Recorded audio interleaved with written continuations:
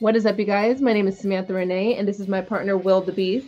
What's going on, everyone? Before we get into the interview here today with Matt Greggo, make sure you hit the subscribe, hit the like, and hit the notification bell so you don't miss any of these awesome interviews. And this is a Stage Ready podcast.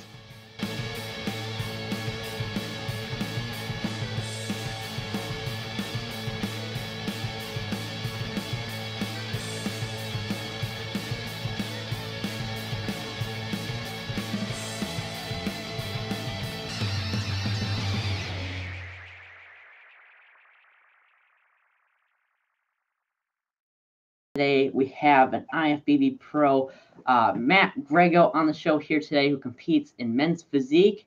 Matt, how you doing? I'm doing very well. I'm honored to be on the show. You're making big moves over here, so very, very honored. Matt, before we get started, you want to tell everyone a little bit about yourself and what you do and everything like that? Yeah, so I am an IFBB Men's Physique Pro. I'm a YouTuber, post TikTok videos, Instagram, do the whole social media thing. I'm also a coach where I coach about over 50 clients internationally. Very, very blessed with that.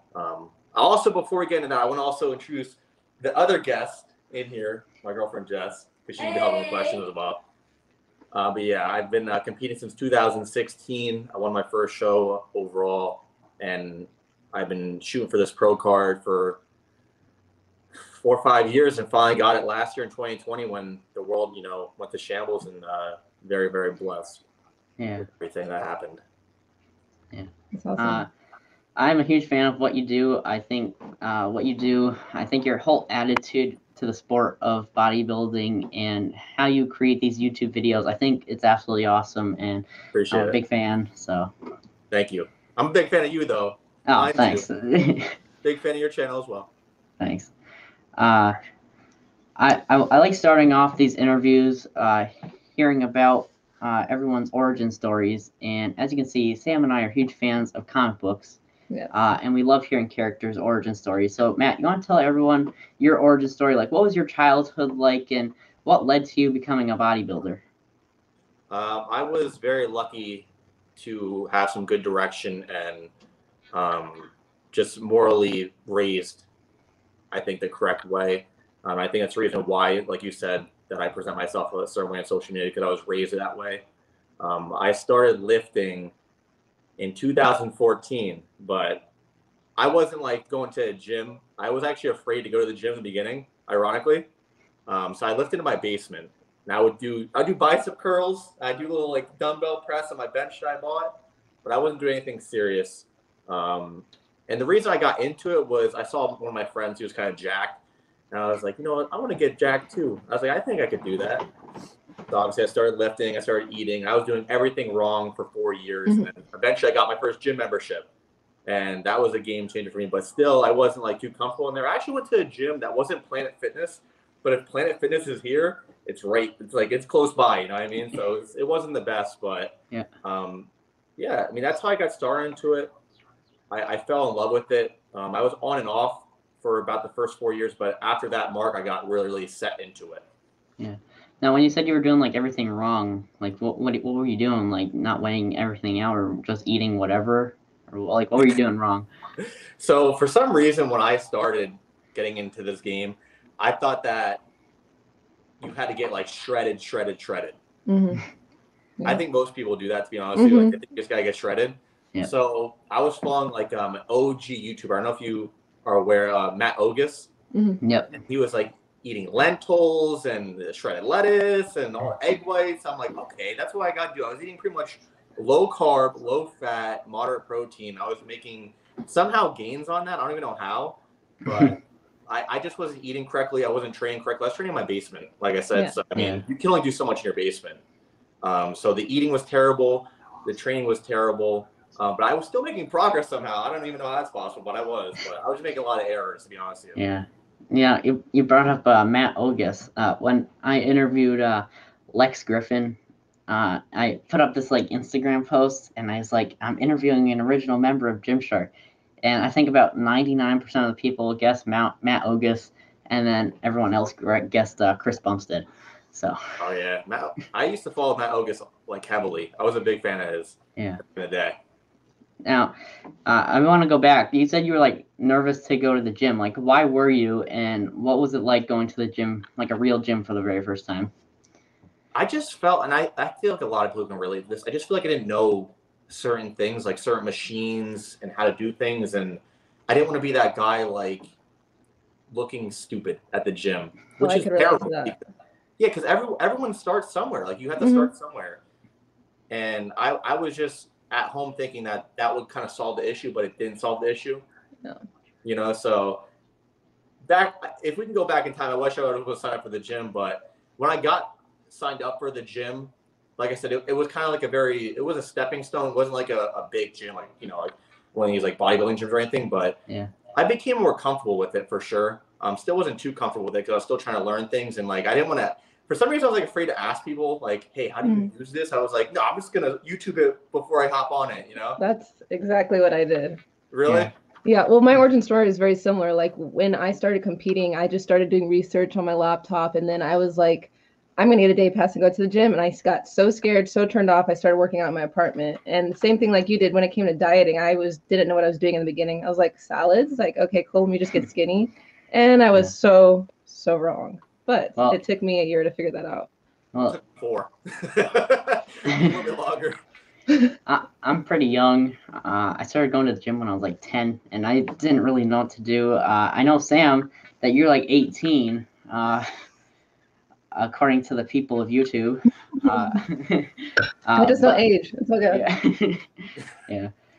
When I first started going to the gym, I went to kind of like this like commercial gym, and it was like it had one level upstairs, and upstairs it was like a bunch of cardio things, and then it had like machine weights, and if you wanted to go to the free weights and do like squats and stuff like that, you had to go down the stairs and just like walk a bunch to get to the open weight gym just to do, and it was very small, and it wasn't the best thing. And then I think I was there for like a couple of years, because it was like a huge like sports complex, and they had like soccer and stuff there, and I did soccer there when I was like 6 or 7, something like that, and I got bored of that really fast. But yeah, and then after I left that, I got to this gym, and it's called Lightning Fitness, and I've been here for ever since I was like 10. So I am interested in going to other gyms and just seeing what they're like, you know. It's fun to gym hop a little bit, especially when you're starting out. Like I would recommend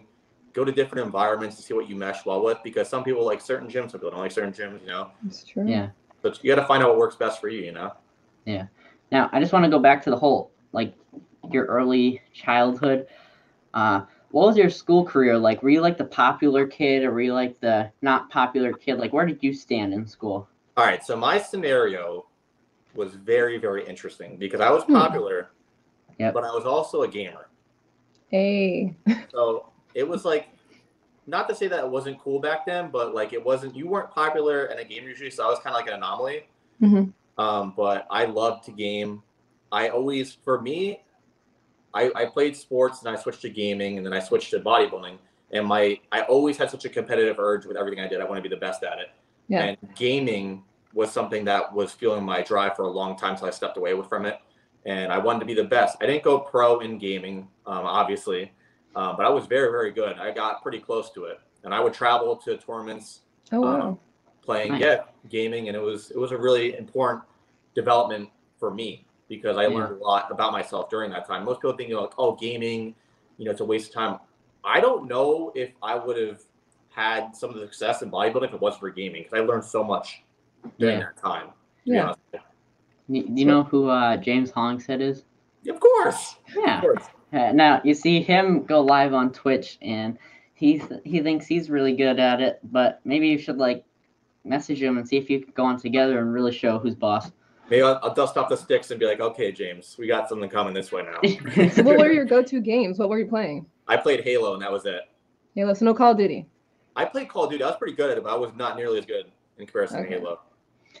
Matt, I tried playing Halo a couple times, and I try and do like the solo thing where I go by myself, and it's not against like real people. It's kind of like the story mode, if there is one. I don't remember. I haven't played in so long. Yeah, play online. Well, come on. But I played online one time, and I kept replaying it, and I would die every 3 seconds. I would just walk out and get shot and die. And I'd be like, this game's stupid, and then I never played it again. That's how some people end up not playing again. Now, when you started the whole bodybuilding thing, like, why did you pick men's physique?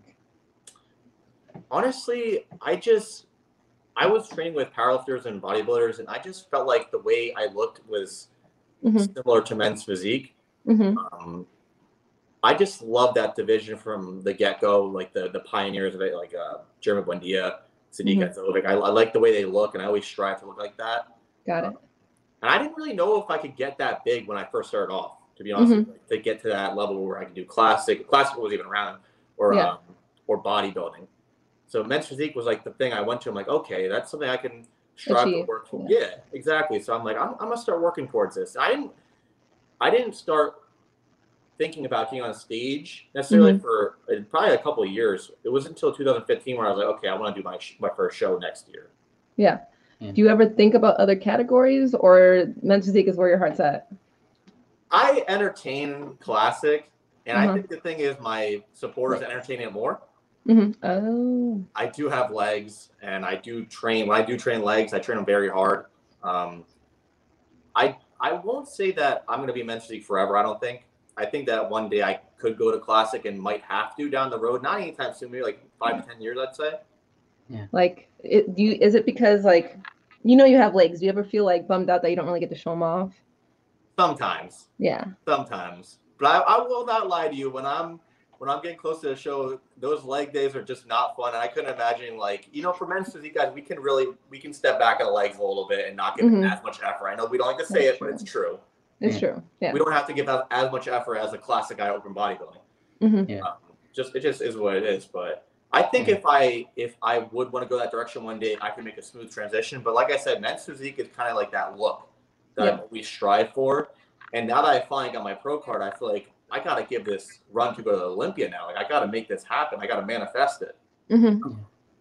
So you said that you only decided, first off, I see, like, in your videos, I see that you train your legs very hard, and it is a shame that you, like, that you can't really show off your legs on stage. But you said that, like, you didn't think you could do, like, open or that sort of thing because you didn't think you could get that big. Was that, like, the only reason, or did you have, like, anything against it, or, like? No, I don't have anything against it or had anything against it. I just always kind of like that look for men's physique. Like, I like the streamlined look, the tight waist, and not saying that open bodybuilder and classic guys don't have that, but I've always kind of liked that men's physique swagger that comes with that division. You know what I mean? But I feel like if I wanted to, I could put in the size to go to either division. Yeah. To be honest with you. But it's just not something I want at this current moment. You know what I mean? Like, I really like physique, and I want to just keep chasing that division and get better and better. Because I feel like I definitely can get better in that division. Yeah, definitely. All right, fans, leave it in the comments below. Will we see a 250-pound Matt Greggo on stage in the next couple of years? I don't think so, Will. I don't think so. Yeah. But I want to hear, like, what are your thoughts on, like, a lot of people that don't compete, like, just people who are fans of, like, bodybuilding? Like, what are your thoughts on them, like, kind of, like, trashing on the men's physique whole thing for wearing, like, shorts on stage and, like, saying that they don't, like, work hard and things like that? Like, where do you stand on this? I can understand why some people look down on the division because we don't show our legs. But something I need people to realize is that a lot of these men's physique guys are at the weight caps for classic. Like, and some of them can't even compete in classic because they're that heavy. So men's physique guys are big. I'm not at that point right now where I'm like not like I could do classic for sure and be in the weight parameters, but I think people need to realize that the men's physique guys train hard, they diet hard, they go hard. I know personally, I take pride in my training. I give it everything I got every single day. That's why I never really understood why people look down on the division as a whole, because I feel like we are dieting just as hard as everyone else. Yeah, we're training just as hard. It's bikini. Thank you. We get the same kind of heat too. Bikini competitors suffer so hard.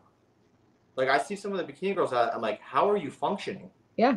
Like, it's impressive. And I feel like the men's physique guys are the same thing. Like, we're dieting sometimes, I feel like, more intensity than the bodybuilders at this current moment, because we have to be that tight core look. Everything has to be shredded. Yeah. I think it's dieting is dieting. Like, regardless, people got to understand it sucks. It's hard. It's not an easy thing to do, and to achieve that look, to be that dry, we're all working hard. You're gonna have to go through some pain. You can't avoid it. And I feel like a lot of people who try to compete, they get to that point where they start feeling like, okay, we need to back off a little bit. But when you get to that point, it's time to double down. You gotta go harder. That's when you get to that razor sharp conditioning. And every division, especially like in men's physique, you need to be razor sharp now. Yeah. They won't give you a good look if you're not razor sharp. It's true. Yeah, you see people like Chiron, you see people like Sonny Andrews, and their waist is just so like compacted and small, and they really do put in like a lot of work, and everyone puts in a lot of work, and it sucks seeing people just like say that they're not working hard and that sort of thing. Yeah, it's unfortunate, but like I said, I can understand why people frown upon the divisional for not showing legs, but a lot of these guys have great legs. Yeah, because they are training them hard. But like I said, we do back off a little bit when we get closer to shows. Yeah. Admittedly, I do. I'm not gonna lie to you. Yeah. But, we all work hard. We work hard towards our goals. It's true. This is just like questions about you real quick. How old are you, Matt? 26. Okay. And how tall are you? 5'10", maybe 5'10" and a quarter on a good day. So maybe in like that 5 to 10 year mark, we might see you switch over. To classic? Yeah. After you set your stage in I can see that. I can see a classic switch down the road. It's hard. Yeah. Down the road. Well, your body is just going to naturally want to. If you keep doing it at this pace, it's going to gradually want to go there. You're just it's gonna like, we want to go this way a little bit, And then I'm like, no, we're not going there yet. We want to go there. Yeah. Like we said a bunch of times already, but we had Chiron on last week, and he was a couple days out from his show, and he ended up winning his show. So, Matt, the pressure is all on you. You're a couple weeks out, so you got to go out and win your show to keep this tradition alive. All right, man? You know what? Well, I'm going to do it just because you said that. All right, cool. Where is your pro debut? When is it? Or where is your pro debut? Louisiana. Louisiana? Classic. It's May 22nd. Nice. Yeah, I'm excited. I'm really excited. And to kind of touch on, because you talked about pressure, and that's a question I've been getting a lot. Like, as my social media has been growing exponentially recently, and people are more eyes on me, and people ask, "Do you feel pressure?" And honestly, I don't feel pressure. It's not something that goes in my mind. I don't pay any attention. I don't feel pressure. I'm so focused on everything that doesn't even come into play, Yeah. I'm just focused on getting better every day, and no matter how many people are saying good things or bad things, I'm focused on that end result of getting to the stage looking the way I want to. So I can see why people feel pressure, but that doesn't really enter my thought process. So what is your goal going into the show, though? My goal is to win. Okay. Goal is to win. Yeah. Do you think you have what it takes? I wouldn't be guiding this hard and training this hard if my goal wasn't to win. Yeah. Nice.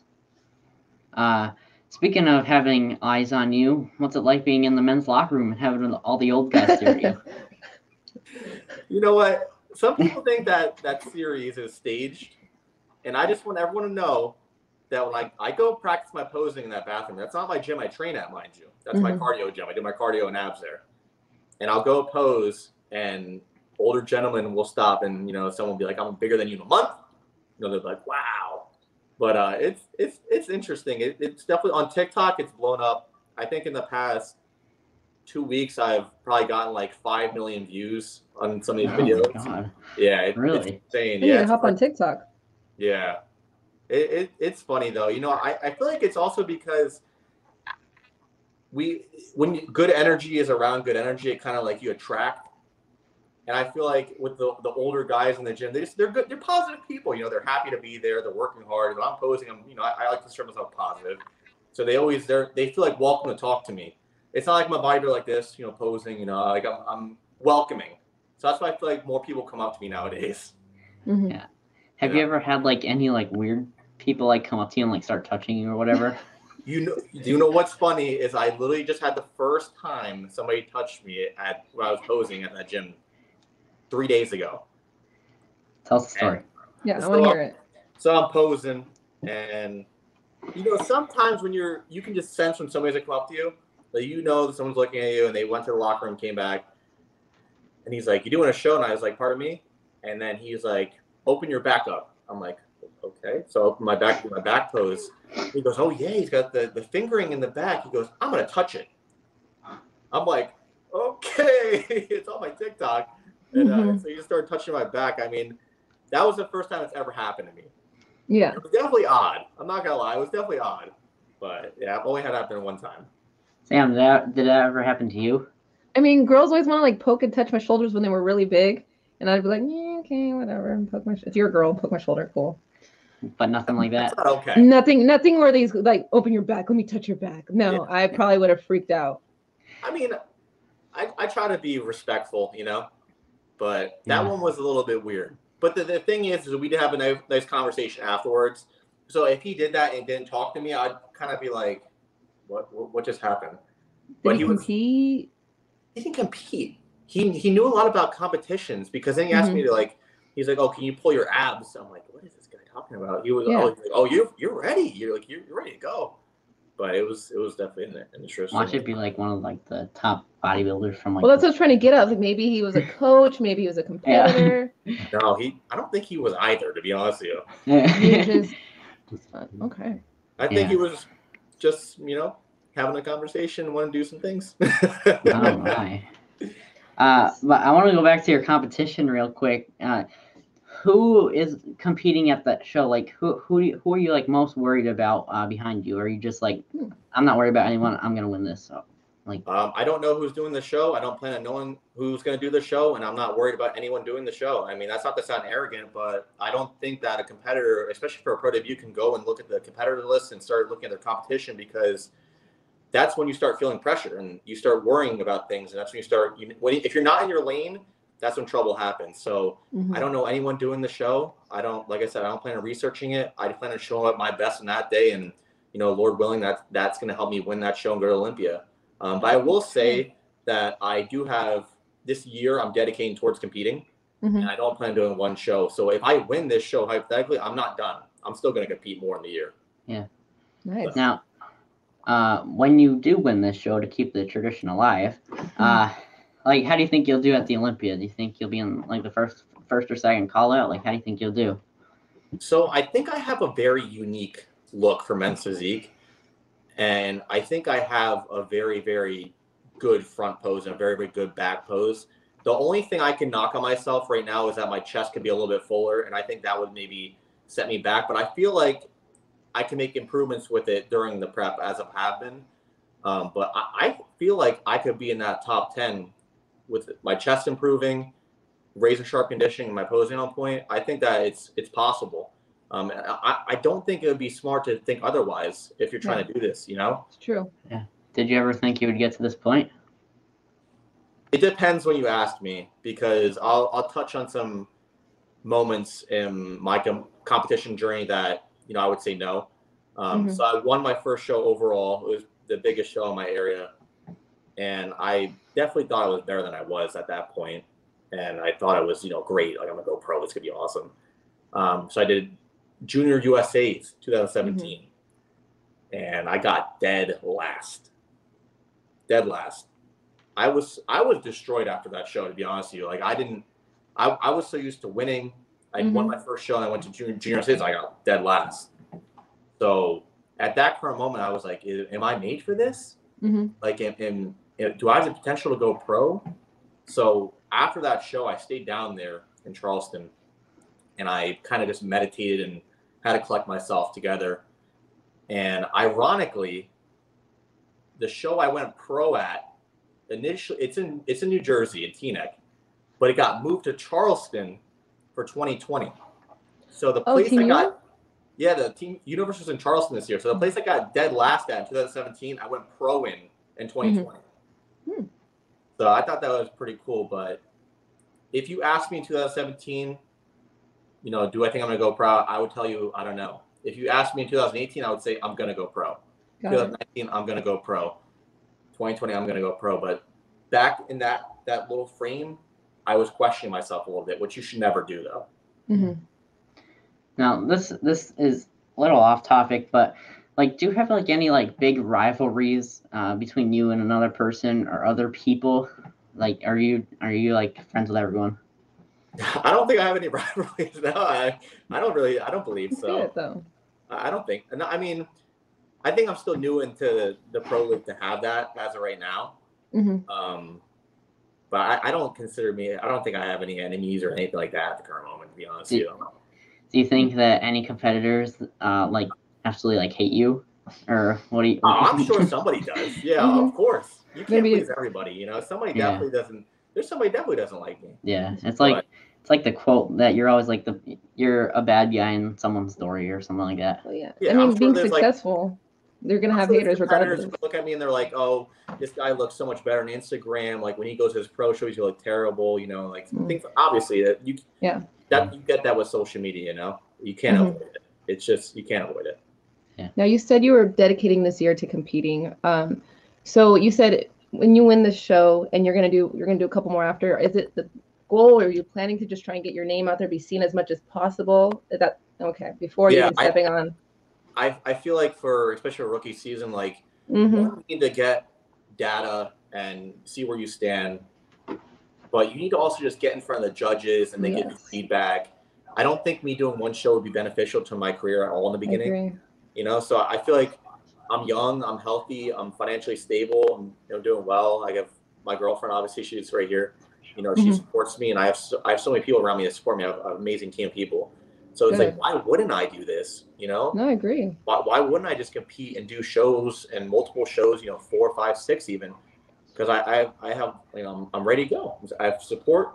That's what you need. So I'm like, I should definitely dedicate the year to competing. So that was my thought process. But yeah, 100%. I want to get my face in front of the judges, get my name out there in the industry.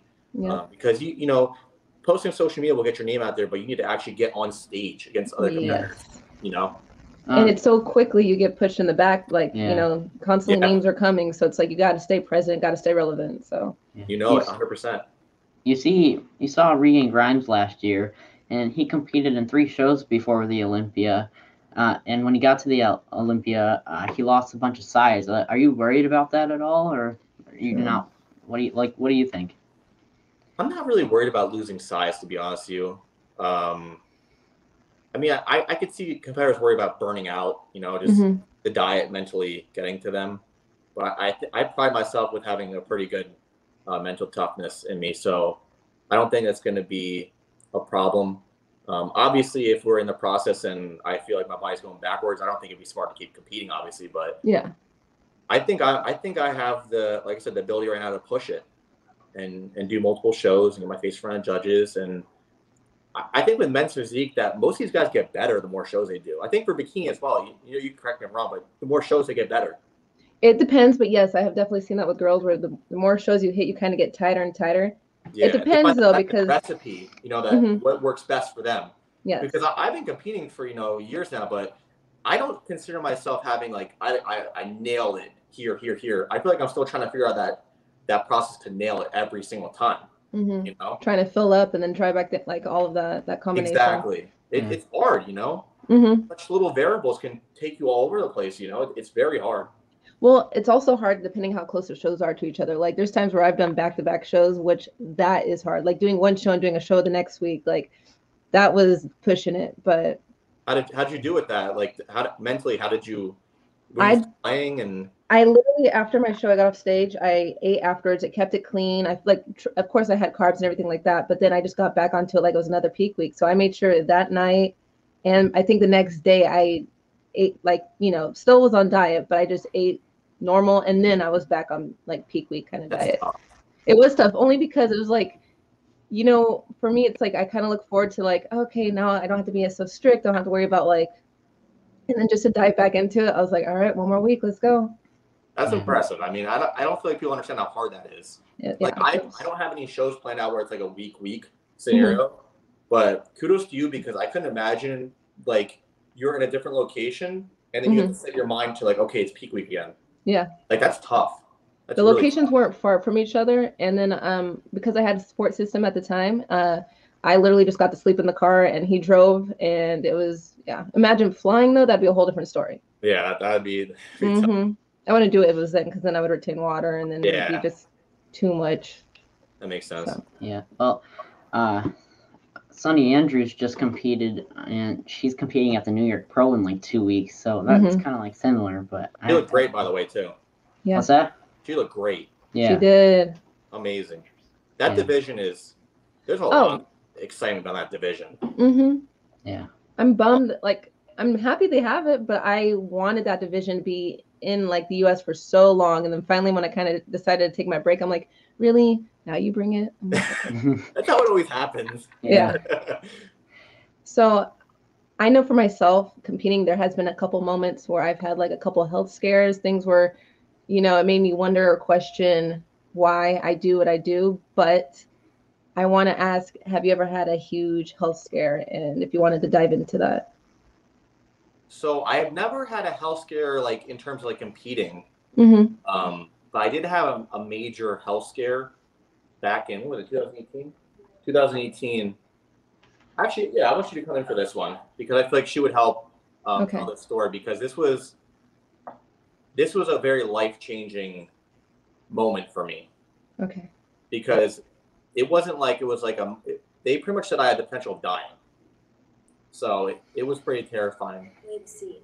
So I had a never-ending fever, and it just wouldn't go away. For a couple days, and he came home from work one day, and he was like, I just don't feel right. You know when you just don't feel right? Yeah. I think I should go. And it was kind of like, he doesn't go to the doctor, so when he's like, I think I should go, I'm like, no, you need to go. It's a big deal. Yeah. If you're saying you need to go, you need to go.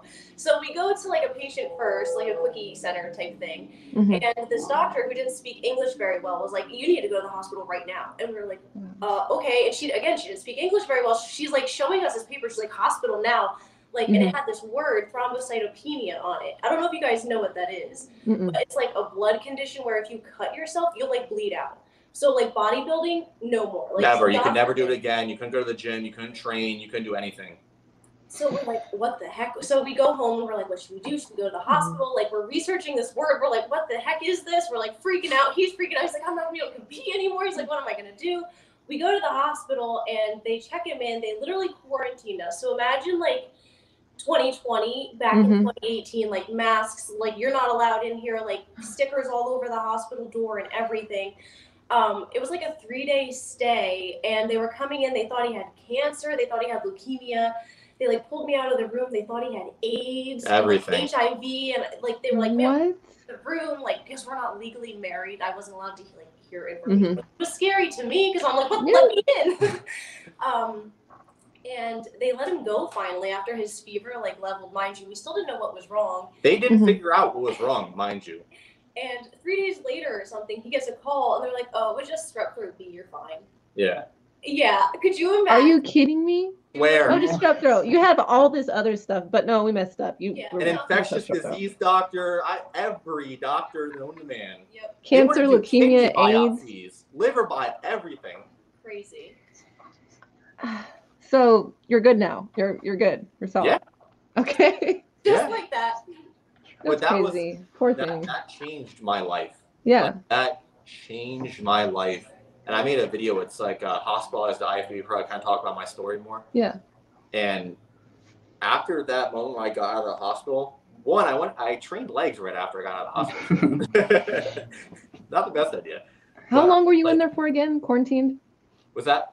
How long were you in there for? I was in there for 3 days, quarantined. Like they had like signs and like nobody can enter, like family, nobody. Oh my gosh.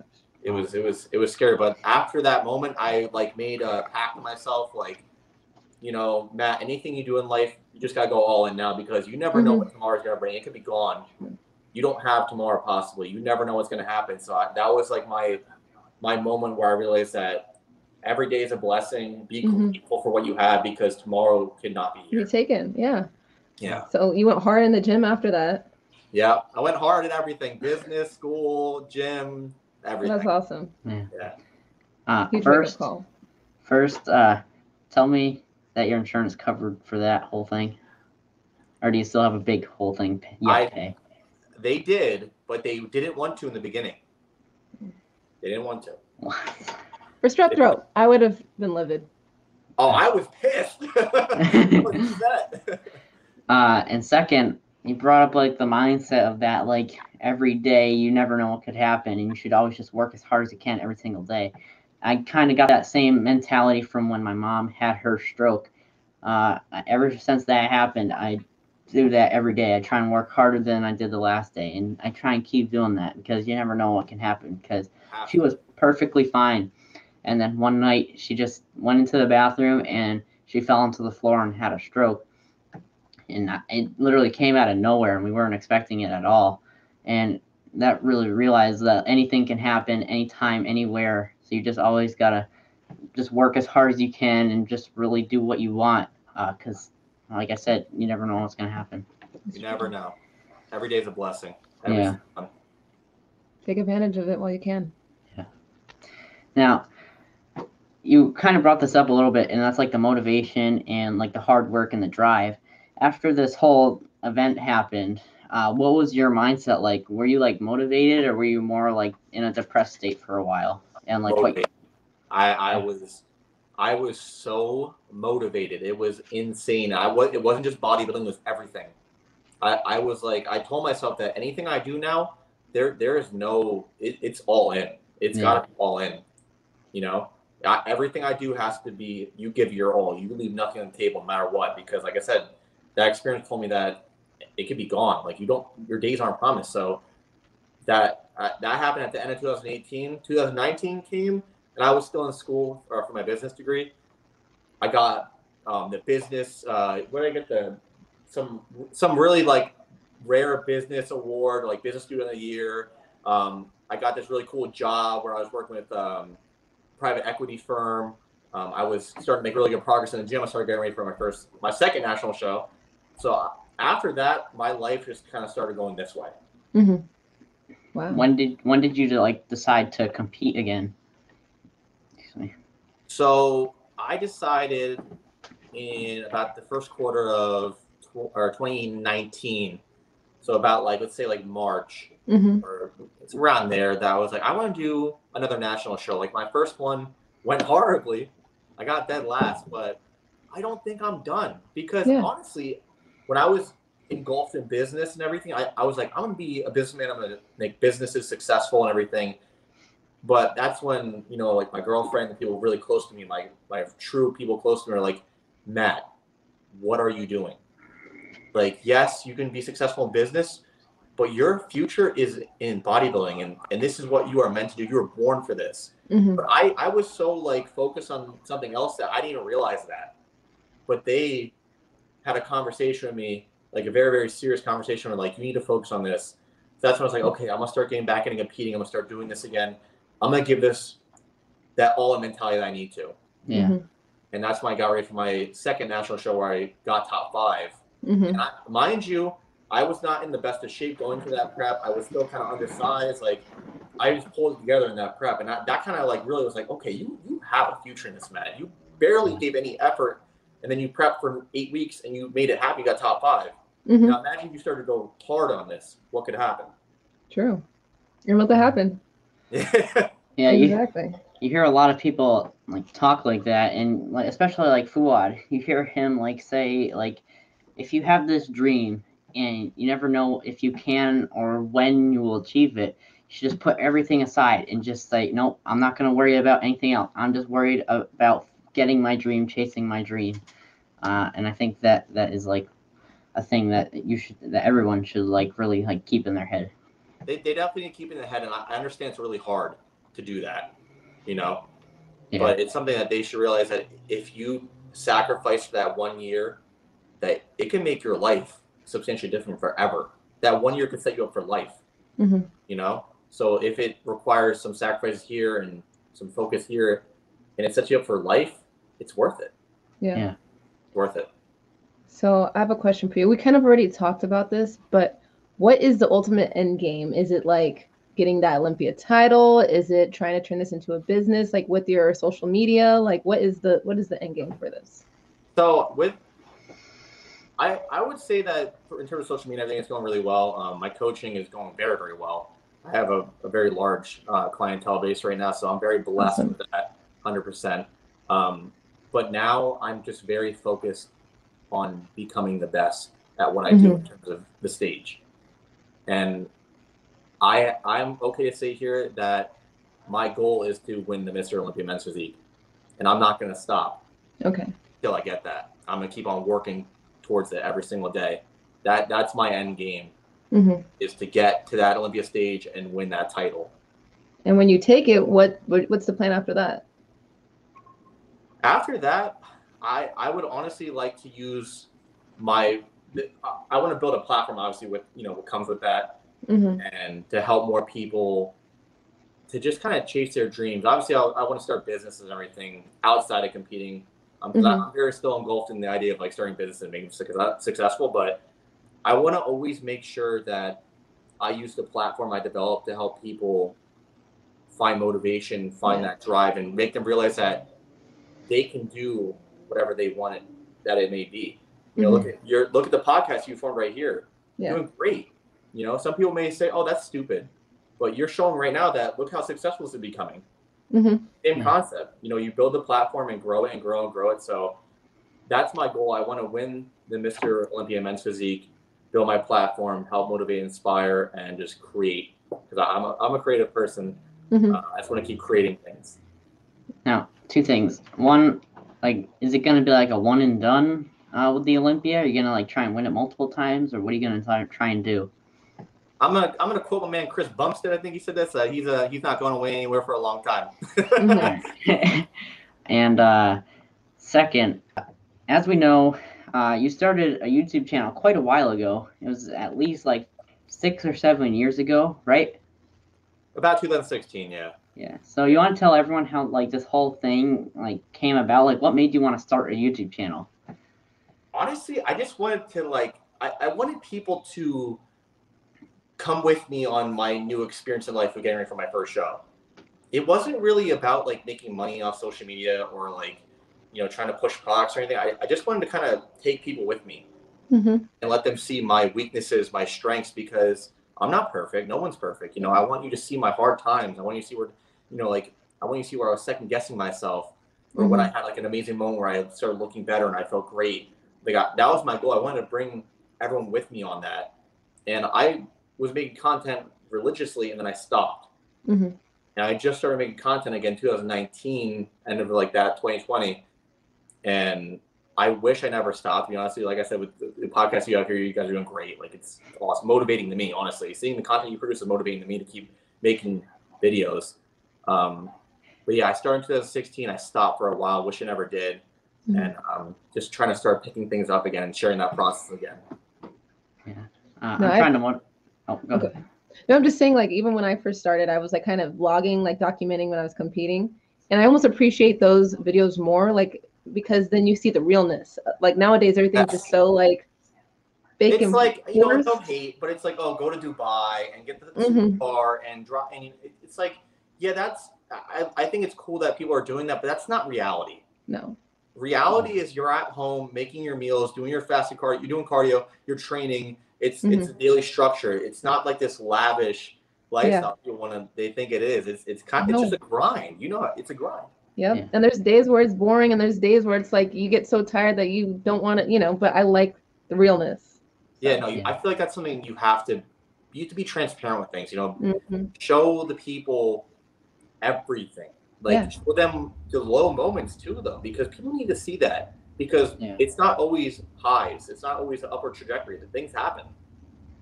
I'm trying to motivate Sam.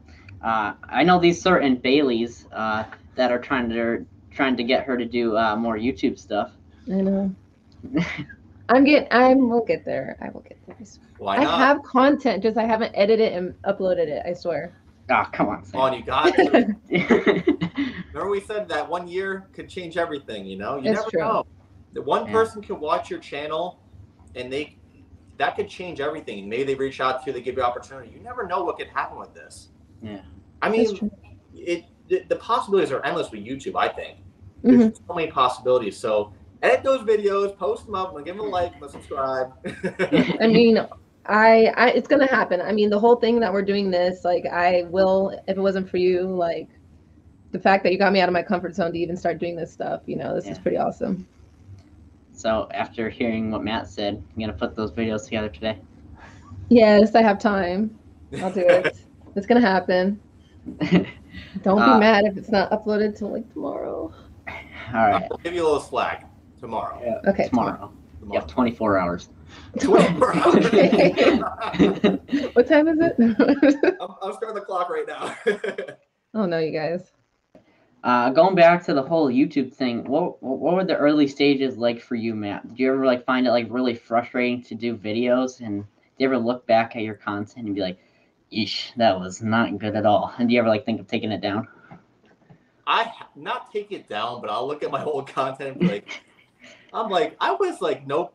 Like if you could watch my older videos. I didn't have a personality because like I feel like a lot of first-time YouTubers are like afraid to express themselves. Like they're afraid to be them. So like they kind of just keep it simple. But I look at my videos, I cringe a little. I'm like, oh man, I wasn't being myself at all. Yeah. I don't want to take it down though. They're part of the process. I like looking at them. Yeah. Did you get super discouraged in the beginning? That's my thing. Is like I'm a huge critic on my own videos. And I'm like, do I upload it? Do I not? Do I? Yes and no, but I will say that I've actually was more discouraged when I came back because the engagement was non-existent. My views were really low, and I was even talking to my girlfriend, like, "What? Should I even do this?" You know, she's like, "Of course you can. Like, you should do this. Like, post on YouTube. Like, show people your experience." Who cares? Yeah, who cares? Just post. Yeah. Just post. I like I'm that. so thankful I did, because if I didn't, I don't know, like things have been going in a great direction because of that. Like I could see why people get discouraged, because it's the same thing like a lot of people do is they'll compare. Like you can't compare yourself with these big YouTubers. They've been grinding for years. True. It took a long time for them to get that base of following, you know? And I'm still trying to grow mine, you know, we all are, but I definitely got discouraged when I came back because I was like, oh, you know, I'm not gonna make views. But like then you gotta realize that like if you're chasing views, you're never gonna be happy, because it's like chasing money. You always need more. You always want more. Like you have to find that happiness in what you're making. Yeah. You know. Well, I'm gonna hear Jess's voice in the background say, "Who cares?" and I'm just gonna post it. Yeah, who cares? Just post it all the time. Who cares? Just post it. You brought up like not deleting like your older videos because it like makes you who you are. Well, in that case, Matt, I highly recommend you to check out my very first videos when I was doing workout videos when I was like 11 or 12 years old, and my voice was like way higher pitched, and I was talking in front of the camera and lifting weights and stuff, and it was at that time where I wasn't like popular at all, and I didn't like have that many friends. And this one, I didn't know how to edit, so it was like one try, and it has to be on there because I didn't know how to fix it.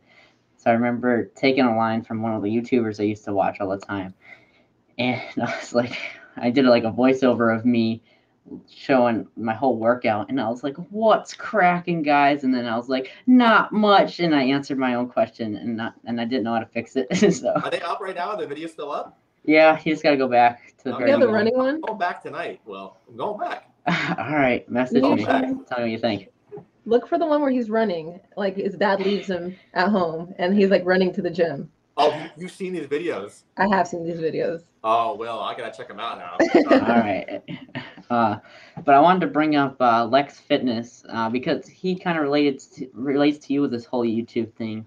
But he started like YouTube like 10 or 11 years ago, so he was like one of the original people of YouTube. But like for the longest, for like I think like the 7 years of videos he was doing, it took him a long time just to like really show himself, and he didn't have like that personality on YouTube. But ever since he like started showing everyone like what he does outside the gym and like really showing like his whole life, he immediately jumped in subscribers, and he just hit like 1 million subscribers not too long ago, and it's just crazy seeing that. He's like an original guy for that. Yeah. You know, like I've watched his stuff back in the day. But yeah, he was like one of the first guys I started watching, and like he was like one of the first fitness people I started watching, and I had the honor to bring him on the show, and I couldn't believe it, and I started crying before and after, but I didn't do it in front of him because that's awesome, man. Yeah. That makes me happy to hear. Yeah, and like at the end of the interview, he stuck around for like another hour and a half, and we just talked, and it was absolutely awesome. A lot of these people are just normal. Like they're not. You know, there are some people who are not you meet them. And I honestly, I'm not gonna say a name, but I met somebody who I idolize. Every single day, we watch your content. I met them, and the person, he didn't even look at me. Didn't even look me in the eyes when I was telling him, like, you were like a reason I'm doing this. Like, you know, like that's really discouraging when you have those interactions. But a lot of people aren't like that. They're genuine, real people, and it's just like talking to a friend. You know, it's like us talking right now. It doesn't matter. We're having a conversation. You know. Yeah. Normal people. But this is a question I feel like we've asked everybody. How do you feel? Okay, so you're a men's physique. How do you feel about the pay being, like, you know, open bodybuilding gets paid the most, and then it gets broken down, and we have classic, and then we have men's physique. How do you feel about the pay and it being so different? I think that the men's physique needs to go up, personally. I think that all the divisions need to go up, to be honest with you. Not to say that open bodybuilding isn't the thing, you know, it is the big division. But I do feel like these divisions should be getting a little bit more, because a lot of people are putting a lot of time, effort, energy, and money into it, you know? So I think it would be fair to have it increase. Yeah, I agree. I go to a lot of these competitions, and I see the kind of what drags the most people actually are the ones who are being paid the least. I feel like a lot of people are going, I mean, nothing to knock out any of the other categories at all. It's just, I'm saying a lot of people come to see the men's physique guys. A lot of people come to see, and even classic guys, you know, and I'm just like, I mean, let's be honest. Chris Bumstead is probably the most popular person in the industry right now, in my opinion. Yeah. Classic. I mean, bikini competitors, huge following. Yes. Men's physique, huge following. That's not to take away from the open bodybuilders, because they have massive followings, but I do think it's a little bit, it would be fair to get the money up. Yeah.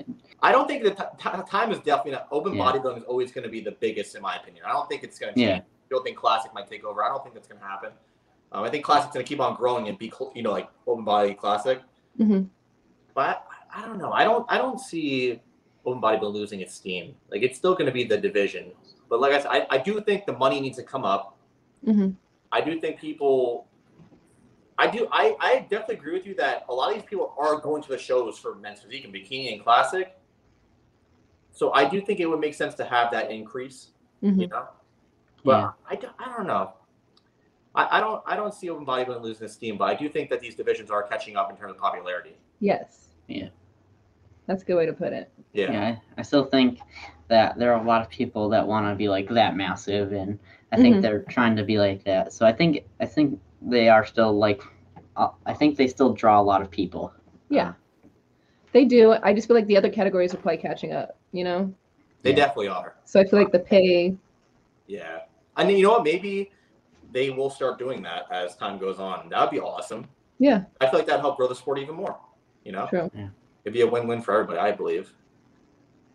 I agree. Now, I think we have like 1 or 2 questions before we get to the fan questions, which I'm super excited about. Okay, let me sip my coffee for these coming up. All right. But this next question isn't bodybuilding related at all, and I feel like this is something that means a lot to you. And this is about you getting like your dream car. You want to tell everyone like what it is and what it means to you? So I've always been a car guy. I didn't have the money to get cars, obviously, but I've been a car guy. And I have probably 2 cars that I've always wanted. One I haven't gotten yet, but it's on the vision board. Is a Porsche 911 GT3 RS. That's one of the cars I want to get one day. And another one was Audi RS5 Sportback. And I got the Audi this year. The beginning of the year, I was in a position where I was like, okay, this makes sense. Financially doing very well. I can afford this, and made it happen. And honestly, it meant so much to me. I know, like, you don't want to put too much emphasis on the materialistic things, but that's like something I was manifesting for so long. I was working so hard to getting that car that when I got it, I'm not gonna lie, I cried. I looked at it, I cried, because I was like, I've spent such a large amount of time working towards this, you know, visualizing it, manifesting it, thinking about it. It's like the pro card. Like, when you get your pro card, it's like, I have a video on my Instagram of me just bawling my eyes out with my girlfriend and my family, because like I visualized that moment for so long, like getting it, feeling it, the moment of when you hear it, like, and that finally came true. Like, it's so much emotion just take over, you know? Mm-hmm. Same thing with the car. Like, the fact that I had that, I was like, wow, I made this come true. Like, I can do anything at this. Like, I can keep on pushing more and more and achieve more and more. And that's like kind of like my thing. I want people to understand that if you have that vision in your head, you can manifest it. You just have to make sure you are grinding for it. So getting that car was a dream come true in so many different aspects, but it was like the message that came with it, that if you have that vision, you can achieve it. Yeah. Love that. Yeah, I think that relates to a lot of people, or I think it can relate to everyone. Like, if you dream of having something, that if you work hard enough, you can achieve and get the things you always dreamt of having. And I think it was like a good message, because I saw that video you put out, like you getting your car and you explaining like how it relates to everyone. And I think that's like a great like thing to say about it, because I think it is really true. It is. If you have that vision and you're willing to put in the work and sacrifice, you can make it happen. It's just you got to make sure you have that clear-cut focus on it. Mm-hmm. Yeah. Awesome. So I have a question for you. Okay. All right. Do you think you blew up? Do you think your name got so much bigger? The reason why is because of all those gym fail videos. Oh yeah. Yeah. Yeah. I have great physique, but the reason why things have been blowing up is because of that. In the past 2 months, I've probably gained like 25,000 Instagram followers. On TikTok, I've gained over 100,000. YouTube has been growing. I'm at 6.3K now. So it's been growing a lot because of that. Yeah. I'm very aware that that's how. Yeah, but it's like you have those moments, and then what you do with those moments determines what happens next. Mm-hmm. Yeah. So you can have that video go viral, but you can do nothing with it, or you can keep momentum going. Mm-hmm. So I think I've been doing really well is now that those videos have been going viral, I've been posting more, sharing more, and it's been getting traction on everything else now, But I want to pull up some of those funny gym fails right now. Do it. But do you like hate seeing people like do that like stuff with like equipment in gyms? Like, do you hate when you see that? It definitely bothers me a little bit, but I'm not the type. I think it's really wrong to go and record those people doing that. Personally, I don't like it. Like I don't think you should be recording. Like if they don't know how to do it, go up to them and try to help them. If they don't want your help, then I guess it is what it is. But I don't like to really record people doing that stuff. Yeah. Well, our fellow co-host here, Oh gosh, also known for some gym fails, she did the thing on the cables, hanging like Spider-Man. I did. I saw a video and I had to try it. You tried it? I did do it. Matt, you want to tell everyone what's happening in this video? Okay, so this video, I was posing, and some older gentleman, I think he was 60, he starts going, woo, hoo, hoo, hoo, hoo. I'm like, oh, okay, what's going on here? And then he just keeps on doing it, and he points to his abs. He goes, what's the exercise to lose this? So I go, diet. He goes, huh? I said, diet. He goes, damn. And then he just starts doing a conversation. Let's see, can we find another one? Matt, the one on the left is a really good physique. Thank you. Nice. That was, I think, about a week and a half ago, 2 weeks ago. Yeah. Looking good, Matt. Appreciate it. All right, what about here? Can you turn the audio on, or no, it's not allowed? I don't know, because it could cause like a serious echo, and I don't want to Okay, so this is probably one that went the most viral over everywhere. TikTok, Instagram, like millions and millions and millions of views. So before university, I got my pro card, I had an older guy come up to me, and he was like, him, that guy right there. He came up to me, pointed at me, and he goes, wait for me 1 month. And I'm like, what? You can see it right here in a second. He goes, wait for me 1 month. He goes, I'm going to be bigger than you. Right there. And he was serious. Like, there was nothing. It was just serious. And I posted it, and it just blew up. Like, hundreds of pages reposted it. TikTok got like 3 million views. It was crazy. But then I meet up with him recently, like 2 weeks ago. And it was so ironic because I see him, he sees me, and we both go, do you remember me? And this happened. That's awesome. Yeah, that's an amazing transformation. That's when I was gaming. Yeah. Yeah, that's when I was gaming. All that Halo. How old were you on the left? I looked like I was 15. I think it was your age. 15 or 16? Really? Yeah. Wow. Anything else? Any other funny ones you have in here? Or the main one You was got that peeing in the one? background right there. That one's pretty funny. A lot of the ones you need to have the audio. That's what, like, a lot of the videos are ones you need to have audio to hear it because they make it, you can't replicate the experience with audio. And that's your dream car right there. There it is. My Audi. Beautiful. Nice. Thank you. Is it fast? It's you want to drive it? You can't drive it yet, can you? No. No, I can't drive yet. Hey, how about this? If you ever come down to me and you have your permit or license or whatever, you can drive it. All right, cool. You'll have fun with it. It's fast. All right. I remember me and my dad went on this huge like road trip, and we were going around to like these comic book stores, and our car broke down on the side of the road, and we had to we were sitting there for like hours, and then my mom came. We only had one car at the time. Our mom came and got us, and she was borrowing her dad's car. And my grandfather is like so worried about all his stuff, and he's like, if there's anything on this car, I will lose my mind. And so we got there, and we had to like wait forever, and because we had to wait until someone picked up the car. So I got in the driver's seat of my grandpa's car, and I was 14, and I drove it around the parking lot that we were in. And I told him afterwards, and he was like, "You did what? What did you do?" But I thought that was pretty funny. You drove it? Yep. You're a savage. Well. Thanks. I think this last question before we get to the fan questions is just a little bit about you. Like, what do you like to do outside of like bodybuilding? You know, tell everyone like if you have like any hobbies and like what are some of like your favorite movies and TV shows? I don't watch movies. I don't watch TV shows. I'm gonna be honest with you. I don't watch any movies or TV shows. What? None. I wish I could say that. I have a problem. I'm pretty busy where I do work every single day. Mm-hmm. So I do have time at the end of the night to do that. But I'm the type of person I am. I cannot sit down and watch movies. I just can't sit down that long and be still. So if you were to sit down and you were to watch a show, what would be the type of show you'd watch? Like what genre? I'm just curious.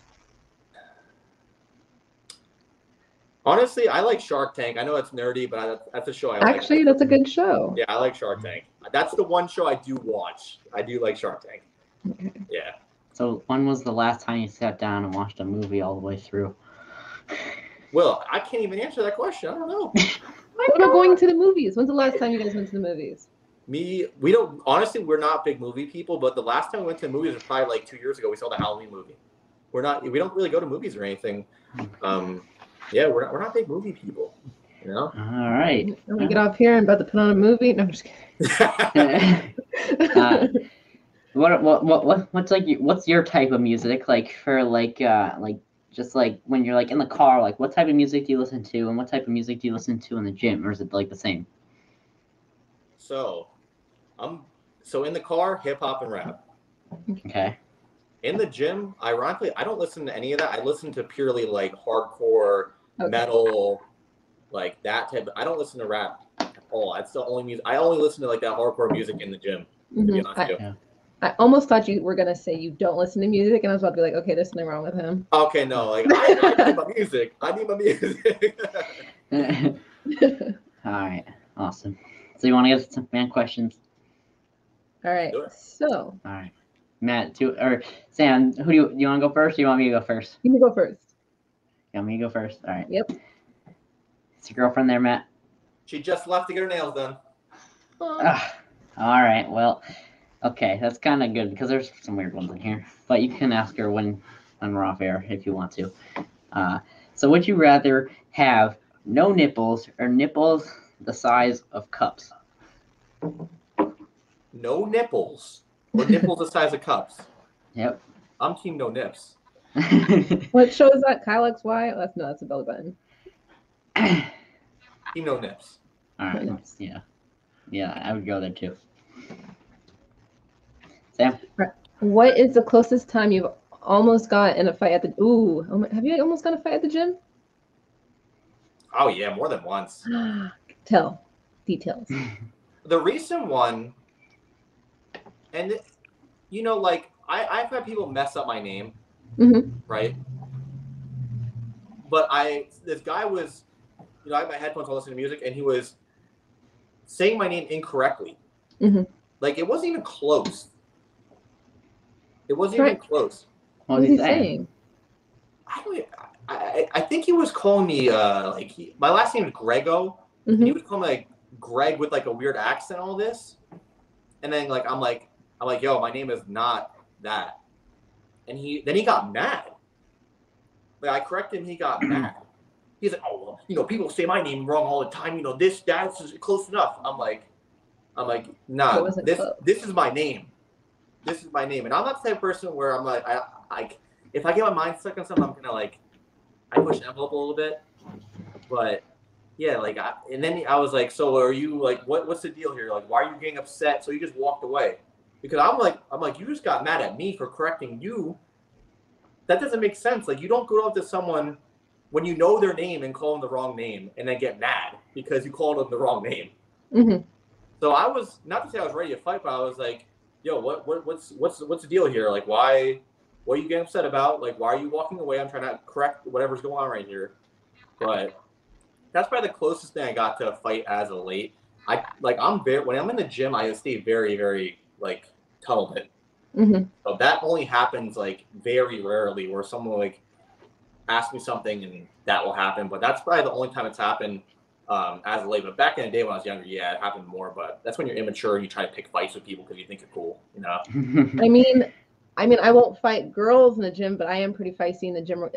So there's been a couple times where someone has looked at me and they'll just stare. And I'm like, are you gonna look away? Do I got something on my face? Like, and I'm loud about it. I'm like, can I help you? Like, and there's times where that has happened more than once. My roommate used to be like, you're so embarrassing.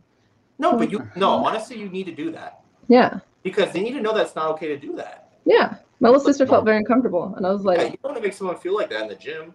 Like you're probably so focused on what you're doing, that's throwing you off a little bit, even though no, it does. Yeah. Like no one wants to have that happen. So I think it's good to do that so people understand that it's not okay. No. Yeah. What is your favorite exercise and machine? Oh. Favorite exercise, incline dumbbell press. Okay. Favorite exercise. Favorite machine. That's tough, Will. That's tough. What's your favorite one? Let me think for a second. Hack squat. Really? Yeah. Pit shark. Yeah, I loaded up, and I just love how hard it is. I love just struggling through getting those reps, and I just love the hard work you need for that. Arsenal Strength makes a chest sport a T-bar row. Oh, yeah.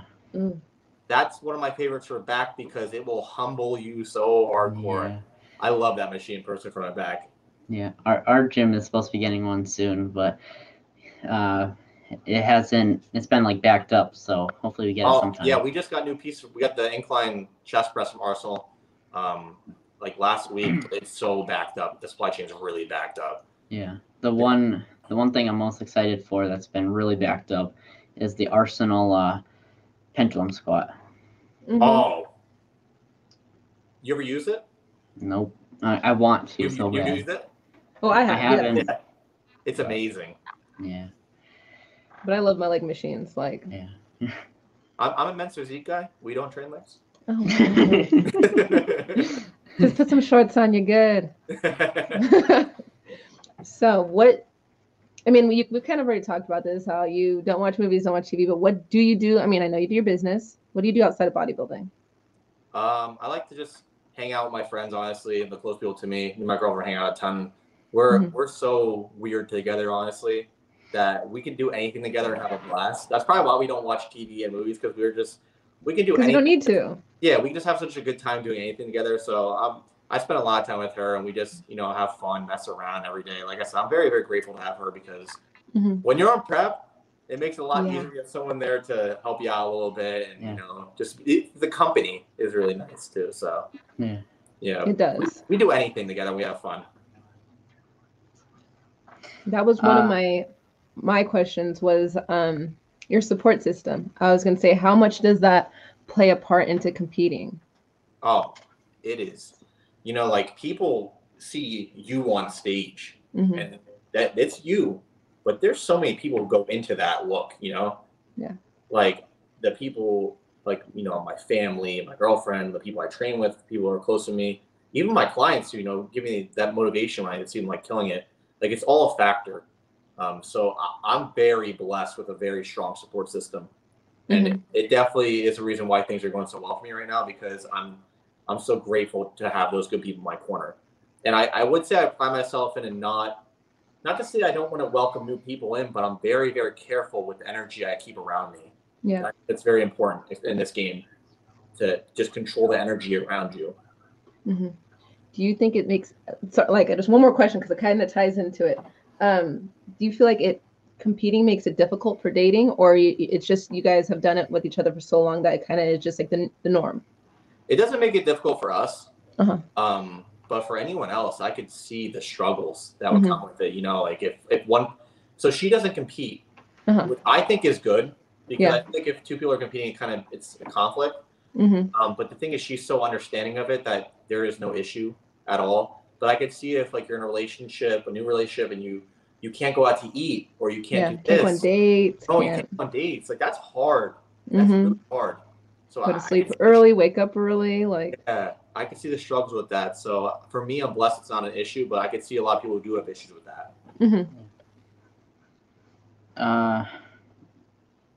Yeah, I do like this. Doing this whole working out thing and posting it on my like Instagram. I still have to get used to TikTok. I have no idea how to use that, but like I was very lucky. So with the business side of things, I follow a guy named Gary V. And he was always saying TikTok. I'm like, okay, I'm gonna start posting this to see what it's about. So I got on TikTok pretty early, which is why it kind of got in the right direction. Yeah, I definitely have to figure that thing out, because I like you getting like 5 million views on stuff like that. I'm like, I gotta start doing this, you know. Got to get on there. But yeah, I put like the fitness stuff on my Instagram, and that's kind of like what I usually post, and everyone's like, oh, it's cool and stuff like that. And then I put out a golf post yesterday. I'm starting to like get back into like playing golf, because I did it all the time when I was younger. And everyone's going like nuts about it now. So it's like, I think if I like show like a mix between like lifting and golf and other stuff I do, I think it's really gonna draw a variety of people to my whole page. Yeah, you know? I think one thing you can't do is if I post this, not many people are gonna like it. Like just post what makes you happy. Yeah. Be you. Be you. Own it. If you're gonna golf, own it. Post it. Have fun with it. But don't be like, oh, it's not gonna get any views or likes, I'm not gonna post it. You know? Yeah. When it comes to like that, I'm not worried about that. I just post what I like. You know. Yeah. Got the right mindset then. A lot of people don't. True. So the next question is, if you weren't a bodybuilder, like what would you be doing? Like what would you like your second option be? I'd probably be owning a businesses, or doing some type of high-end marketing, because that's what I was kind of doing. I was getting into that field before I decided to go all in on bodybuilding. I was doing digital marketing.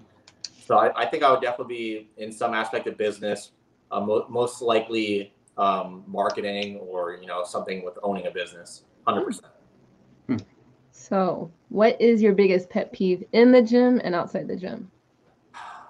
Biggest pet peeve in the gym. I know this is gonna sound kind of rude, but I don't like when I'm vibing out, like I'm in the zone. I don't like when people kind of like stop me and ask like questions that are irrelevant. You know what I mean? Like I'm all about having a good conversation, but like there's a time and a place. When you're working towards the goal, like when some people ask like really like absurd questions, like, well, can you just wait to ask me that later? That's a pet peeve of mine. Obviously, people who just like take too much time on the machine. But out of the gym, I'm pretty mellow. I don't really have too many pet peeves. I'm not pretty picky when it comes outside of that, to be honest with you. When I was at the gym and I was talking to your friend Julian, I I waited until he was like putting his stuff away. Like he was walking to like another thing, and I was like, "Do you mind if I talk to you when you're done training?" Because I really hate bothering people when they're working out, because I know what it's like to be bothered during a session. And it's not fun. So I just like at the end, do you mind like talking with me? I just got questions about what you do and stuff like that. See, I don't mind when people stop me when I'm training. That doesn't bother me. It's when they ask things that like are kind of just like out there, you know? Yeah.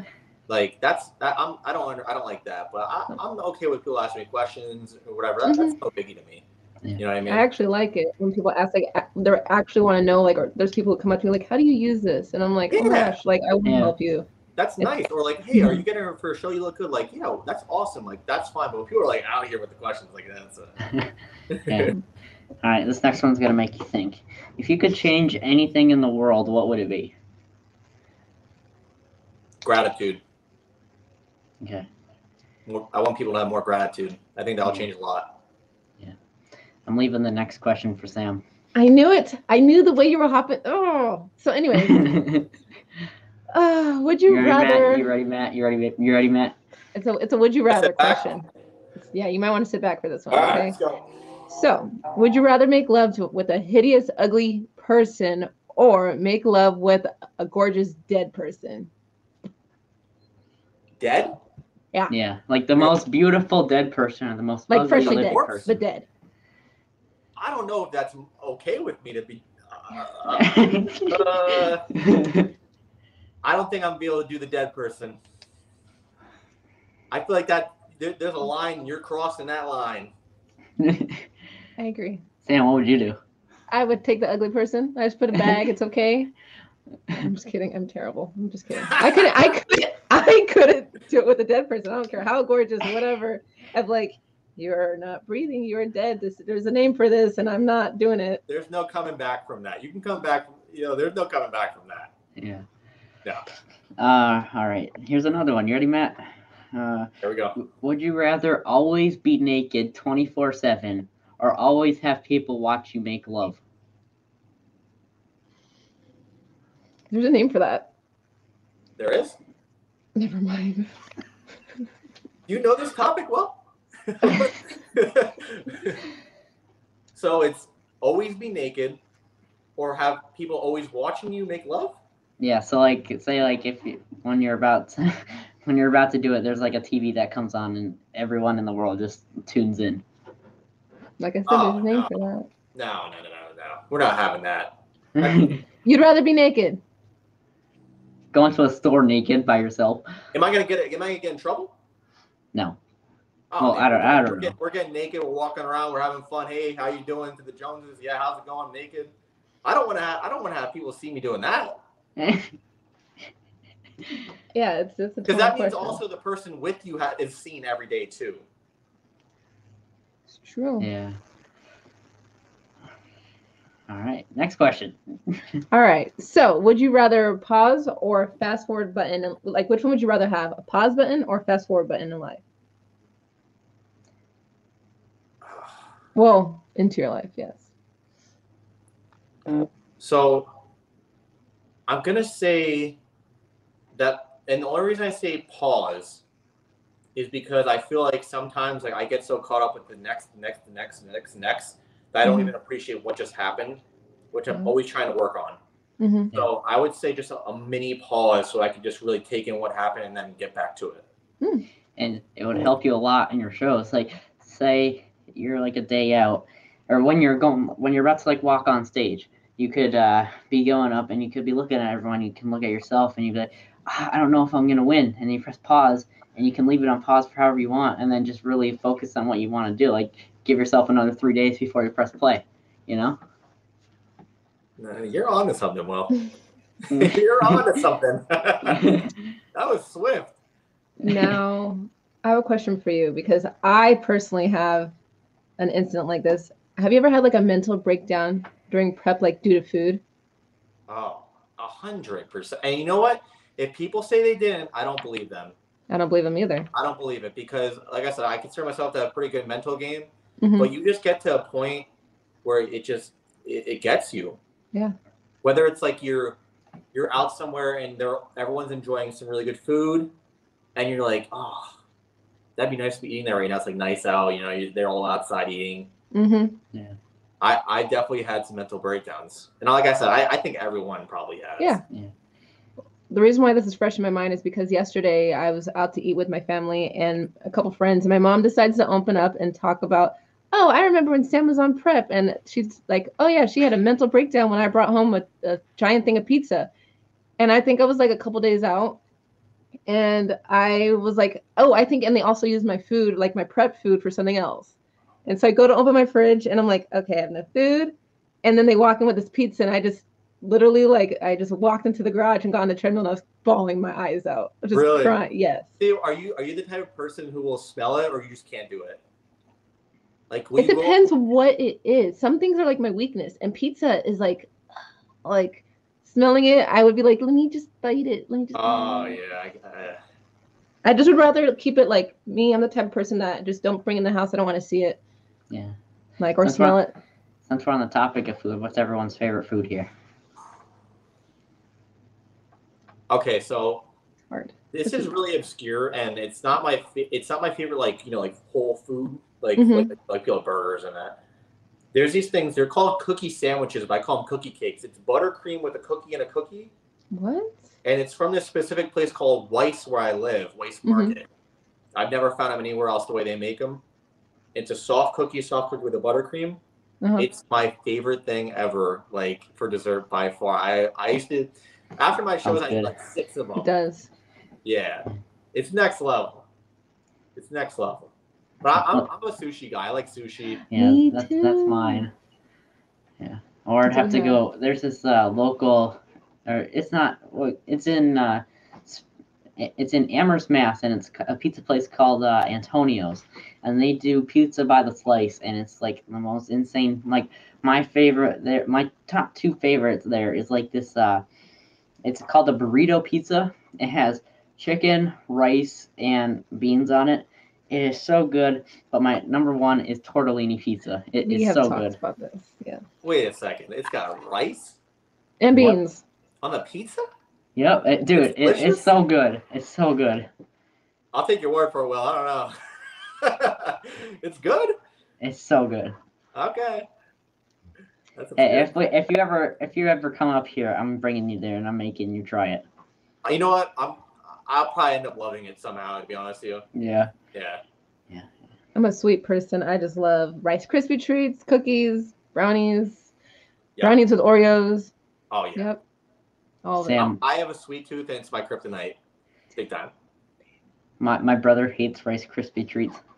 He thinks they're disgusting. What? I literally just made some the other day. I'm obsessed. Homemade is that's the best. Mm-hmm. Yeah. I put M&Ms in it. This next batch is gonna be Fruity Pebbles. It's happening. So. Oh, you go all out. Mm-hmm. Yeah. Big sweet tooth. Would you rather have a 1-minute conversation with your past or future self? Wow.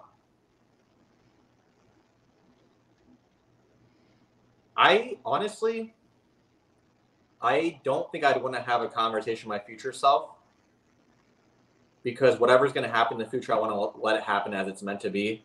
Mm-hmm. I don't want to know. I just want to let the universe decide what happens.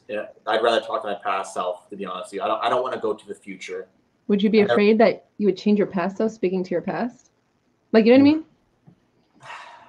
Well, if you talk to your future self, you can get all the investing tips and how to become a billionaire or trillionaire, whatever. You see, I'm weird because honestly, the way I operate is that if things are meant to happen, they're going to happen. Yeah. You know? But I definitely see it in terms of a logistic side of you go with this investing, that investing, but I don't know. That's tough. I'd probably say I want to talk to the past self. Mm-hmm. What would you say? Honestly, I don't know. Am I giving the past self advice, or am I just having a conversation with the past self? You have a 1-minute conversation. I would just, and is what happens with that conversation? Is it going to change the future? Okay. It could. We're not saying much then, because I would be afraid. I'd be afraid that something's going to change. You know, Mm-hmm. because here's how I relate that to. like if I was like, oh, don't do this, and you're not gonna get last of this show. Well, if I didn't get last of this show, I may not have had these positive things that happened. So it's like it's hard to say like if this didn't happen, what could happen in the future. Yeah. That's why I would be afraid to do those like go back and talk and you know what I mean, like even go forward. Like I just feel like whatever happened, just Yeah. Which you would you talk to? Would you talk to like your 5-year-old self, your 10-year-old? Like, who would you talk to? I think I talked to myself when I started lifting. Yeah. Yeah. All right. Cool. Now, I have another would you rather. Mhm. Would you rather cry every time you were happy or laugh every time something sad happened? Oh man. Oh. So I would laugh every time something sad happened. Yeah. Yeah. Like, let's say something sad or somebody said something sad and you just start laughing. Or like if like someone dies and you just start laughing. Oh yeah, no go. I don't think it's a sign of weakness to show like crying or anything. I've done it on video. Yeah. Before. Yeah. So I think I'd be okay with that. Yeah. If you cry when something happy happens, like getting your new car. Cry I do there. that now. Yeah. But, There's nothing wrong with that. It's a part of who you are. I mean, I'm terrible. Like every time I watch a sad movie or inspirational movie or what, I'm a baller. I'm a boohooer. Yeah, it kind of sucks. People look over, are you crying? Like, no. Crying. No. Not. Every time. all right. So I think that was all the fan questions that we had. And I have one last question that I like to ask all the guests I have on this show.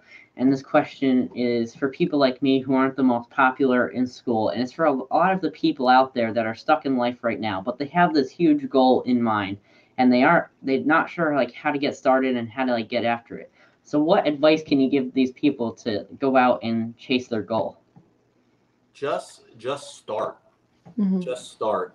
And don't worry about what anyone else says ever. Don't ask for people's opinions about certain things. Just do it.